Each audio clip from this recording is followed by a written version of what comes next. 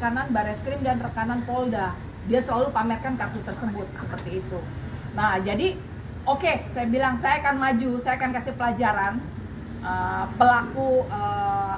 pelaku yang menjelekkan harkat martabat, khususnya untuk diri saya pribadi ya, dan untuk orang-orang yang tidak berani speak up. Makanya hari ini, malam ini saya melaporkan akun tersebut dengan 8 laporan sesuai dengan kata-katanya. Saya tidak buat 1 laporan karena dia membuat berita saya lebih dari 1. Jadi setiap berita saya bikin 1 laporan. Jadi total ada 8 laporan. Ibu, kalau boleh tahu motif dan tujuannya itu apa sih Ibu? Diduga Ibu? Oh, saya kurang paham. Mungkin dia jealous atau dia ada pesanan dari seseorang. Itu kan nanti dari hasil pemeriksaan polisi kita bisa tahu seperti itu. Tapi yang pasti kita melihat ada mensre, ada niat jahat dari yang bersangkutan. Kenapa? Karena itu dilakukan secara berulang, secara kontinu, secara konsisten. Tidak hanya menyangkut hal-hal yang bersifat dengan pekerjaan Bu Natali, tapi juga menyangkut hal-hal yang menyangkut kehidupan personalnya, yang itu sangat sebenarnya tidak banyak orang ketahui. Dan sekali lagi karena ada niat jahat itulah kemudian dan juga dukungan dari banyak netizen ke Ibu Natali, makanya ini laporan kita lakukan. Sebenarnya selain ini juga nanti ada juga komunitas masyarakat adat yang juga ikut direndahkan, yang juga akan mungkin juga akan melaporkan, karena kami lihat juga di media sosial hal terkait itu juga sudah mulai viral ya, potongan video dari Michelle ini yang kemudian menyerang atau menjatuhkan harkat martabat dari satu komunitas adat di Indonesia. Oke Bu, tadi sempat disebutkan ada beberapa korban yang belum menghubungi Ibu. Iya. Total korban yang kira-kira kemarin menghubungi Ibu? Mungkin untuk per saat ini saya mulai upload di Instagram saya itu baru kurang lebih 2 hari, 3 hari. Mungkin sudah 8-10 orang yang menghubungi saya dan menunjukkan bahwa saya dipermalukan seperti ini Bu, saya dipermalukan seperti ini, ya kan. Setelah itu dia menunjukkan bahwa dia seperti seolah-olah kamu nggak akan bisa menang lawan saya karena saya rekanan Bareskrim dan saya rekanan Polda. Padahal yang saya lihat kartu itu hanya kartu untuk masuk ke Bareskrim, kartu akses seperti itu. Dan mungkin bagi orang awam yang tidak paham kartu itu kartu apa, dianggapnya benar ini adalah rekanan dan disalahgunakan nih kartu itu seperti itu. Maka itu mereka minta saya speak up hari ini dan saya bilang oke, kasih saya waktu untuk menyusun semua kata-kata dia satu persatu, dan malam ini saya laporkan 8 laporan. Ya. Jadi ini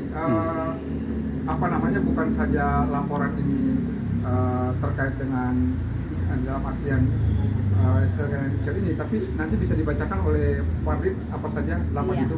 8 itu. Sebelumnya mungkin Bu mengenal sosok terlapor sendiri? Saya sama sekali nggak kenal. Ini kita lapor karena dia bukan netizen biasa. Iya. Dia influencer. Followersnya cukup banyak. Artinya apa? Dia bisa menjangkau banyak orang. Iya. Banyak orang bisa terperdaya atau terpengaruh dengan informasi hoax atau informasi manipulatif yang dia sebarkan di media sosialnya. Mungkin Pak bisa belajar 8. Bu, tadi sempat disebutkan bahwa salah satu rival bisnis itu, apakah ini ada indikasi ke persaingan bisnis atau mungkin Jadi menurut saya bukan masih menduga dugaan kita ya. Bukan persaingan bisnis. Mungkin setiap pengacara itu kan punya style masing-masing ya dalam bekerja. Jadi mungkin saya pernah di satu masa itu mempunyai ketidaksesuaian kepada seseorang yang mungkin kami dulu pernah bekerja bersama, tapi mungkin cara bekerja beliau dan cara bekerja saya itu totally different, berbeda. Jadi kami memutuskan untuk jalan masing-masing sesuai dengan pribadi kami masing-masing, seperti itu. Berarti mengenal? Saya kenal, tapi saya tidak kenal dengan wanita ini. Jadi gini, Ya. pada beberapa waktu yang lalu, Ibu Natali ini pernah bekerja sama dengan seorang pengacara. Kemudian mereka masing-masing jalan sendiri, pecah kongsi lah begitu kira-kira, karena punya kepentingan yang berbeda, punya pandangan hukum yang berbeda, yang kemudian mereka menjadi rival. Nah, kami menduga dan kami tahu bahwa si Michelle ini adalah bagian dari rivalnya Bu Natali yang pengacara itu. Kami menduga ini ada hubungan kausalitasnya, mungkin ada ketidakpuasan atau mungkin ada perasaan yang ya secara personal ya ke beliau sehingga yang bersangkutan melakukan itu. Kami menduga dan sangat yakin bahwa ada mens rea atau niat jahat dari yang bersangkutan karena ini terus berulang. Ibarat orang itu nggak punya kerjaan lain selain memposting Tentang Natalia Rusli. Dan dia terang-terangan tidak lagi pakai inisial. Misalnya ada foto pemberitaan, ada foto satu surat ijazah yang kemudian sudah kita konfirmasi surat lama begitu kira-kira. Dia posting berulang-ulang untuk menjatuhkan harkat martabat, memfitnah dari Ibu Natalia ini. 8 laporan itu bisa Dan lucunya lagi Bang, ya. sedikit saya ini, orang ini tidak paham gitu loh, bahwa di Indonesia itu mungkin ada puluhan atau ratusan organisasi advokat, ya.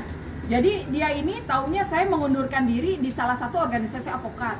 Lalu dia bicaranya saya dipecat dengan tidak hormat. Ini bukan orang hukum, tapi bicara tentang organisasi advokat, kan lucu.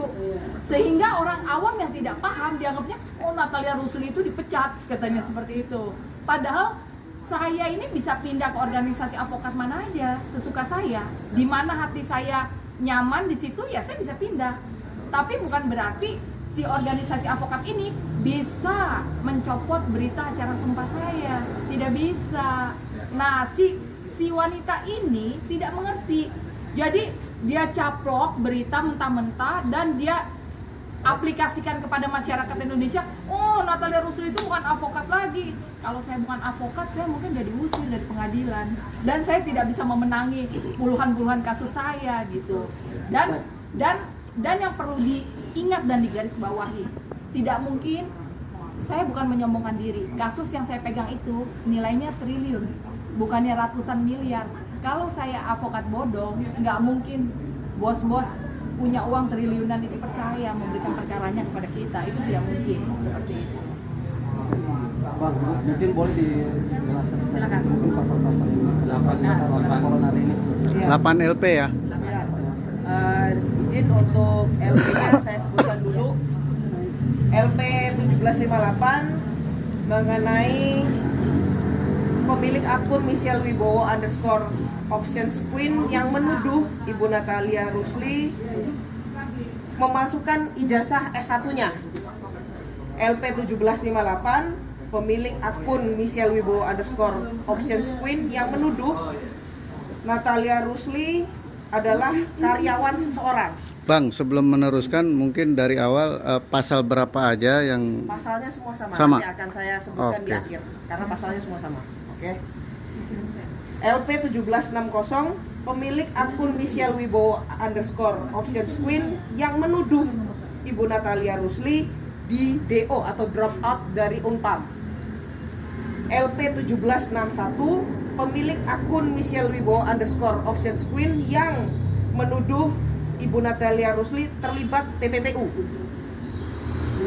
LP 1762 pemilik akun Michelle Wibowo _options Queen yang menuduh Natalia Rusli merupakan lawyer palsu atau bodong. LP 1763 pemilik akun Michelle Wibowo _options Queen yang menuduh Ibu Natalia Rusli memalsukan tanda tangan pada ijazahnya. LP 386 yang pada intinya adalah Ibu Natalia Rusli dituduh menyamarkan aset hasil kejahatan. LP 517 pemilik akun Michelle Wibowo ini menyebarkan identitas pribadi dari Ibu Natalia Rusli. Jadi kalau secara singkat, pasal yang kami duga lakukan oleh pemilik akun Michelle Wibowo _options Queen adalah 1. Pasal 433 ayat 1 KUHP yang baru, jungto pasal 434 KUHP yang baru, jungto pasal 32 ayat 1 Undang-Undang ITE, jungto pasal 48 ayat 1 Undang-Undang ITE. Singkatnya seperti itu. ancamannya? Ancamannya 8 tahun penjara paling lama. Dan denda Dendanya 2 miliar. Dan harus saya tambahkan juga, dia selalu mengatakan bahwa ijazah saya bodong, ijazah saya palsu, tetapi rival saya yang dulu sudah melaporkan ijazah saya, ya.